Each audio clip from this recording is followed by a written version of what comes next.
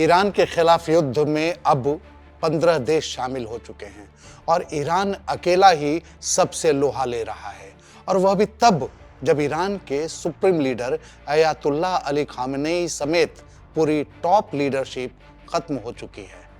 लेकिन असल सवाल ये है कि इसके बावजूद ईरान पलटवार कैसे कर पा रहा है, किन देशों पर कितनी मिसाइलें दागी, कितने ड्रोन हमले किए। अब इन तमाम सवालों के जवाब आपको इस वीडियो में मिलेंगे। नमस्कार, मेरा नाम है अनुराग अन्वेशी और आप देख रहे हैं India.com। तो सबसे पहले बात उन देशों की जो अब ईरान के खिलाफ जारी युद्ध में अमेरिका और इजराइल के साथ हैं। ये देश हैं कतर, संयुक्त अरब अमीरात, कुवैत, बहरीन, सऊदी अरब, जॉर्डन, ओमान, इराक, साइप्रस और सीरिया।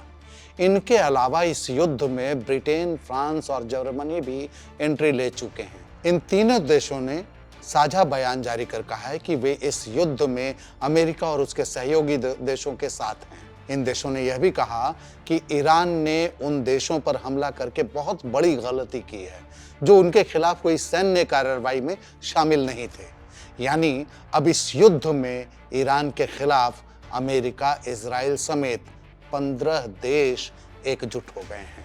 लेकिन ईरान बिल्कुल अकेला और बेधड़क होकर इस युद्ध का सामना कर रहा है।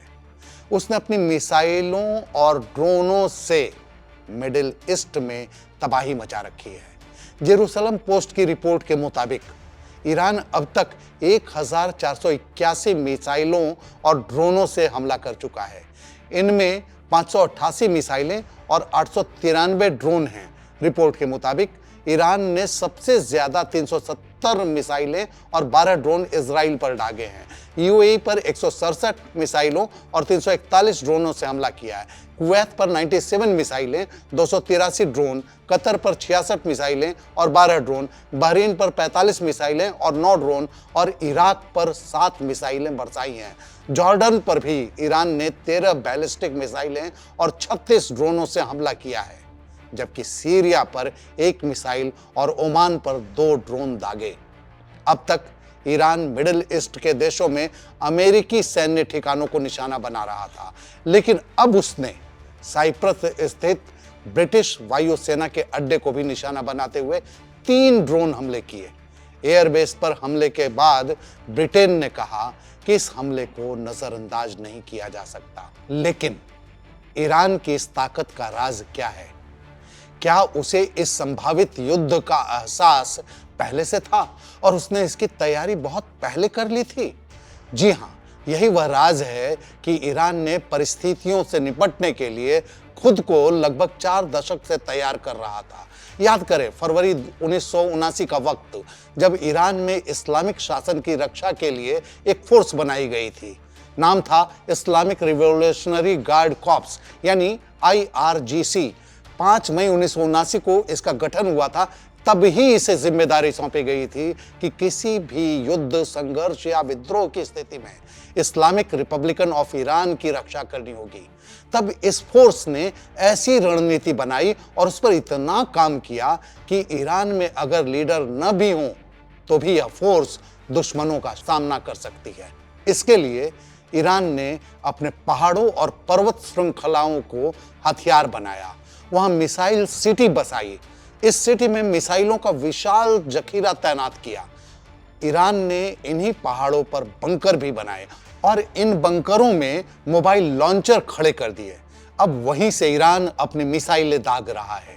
बताया जाता है कि ईरान के IRGC में 1 लाख से ज्यादा सैनिक हैं। इस फोर्स का हर सैनिक अपने आप में हेड है और उसे किसी से आदेश की जरूरत नहीं। नतीजा है कि दुश्मन देश इस फोर्स के सबसे बड़े नेता को मार सकते हैं, पर वे इस पूरी फोर्स को खत्म नहीं कर सकते।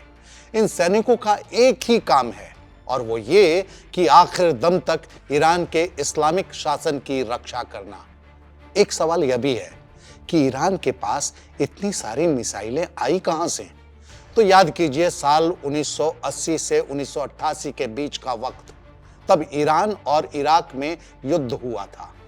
तब ईरान के पास बैलिस्टिक मिसाइलें नहीं थी। इसी दौर में उत्तर कोरिया और ईरान में एक बड़ी डील हुई थी। दोनों देशों के बीच तय हुआ था कि ईरान उसे कोरिया के मिसाइल प्रोग्राम के लिए आर्थिक मदद देगा और बदले में उत्तर कोरिया बैलिस्टिक मिसाइल की टेक्नोलॉजी देगा। इसके बाद 1987 में उत्तर कोरिया ने पहली बार मिसाइलों का बड़ा जखीरा ईरान को भेजा था।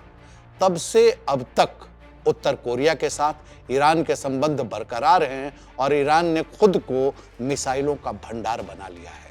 नतीजा है कि अमेरिका और इजराइल के लगातार हमलों के बाद भी ईरान डटा हुआ है। टॉप लीडर के मारे जाने के बावजूद ईरान पूरी ताकत से अपने दुश्मनों पर मिसाइलें दाग रहा है। चलते चलते एक बात और, आखिर अमेरिका क्यों ईरान के परमाणु कार्यक्रम के खिलाफ है? दरअसल अमेरिका ईरान के युद्ध के पीछे यही कारण बताता रहा है, लेकिन अमेरिका का असल मकसद कुछ और है। वह मकसद है ईरान पर कब्जा करके वहां के तेल भंडारों पर कब्जा जमाना। यही रणनीति उसने वेनेजुएला के लिए भी अपनाई थी।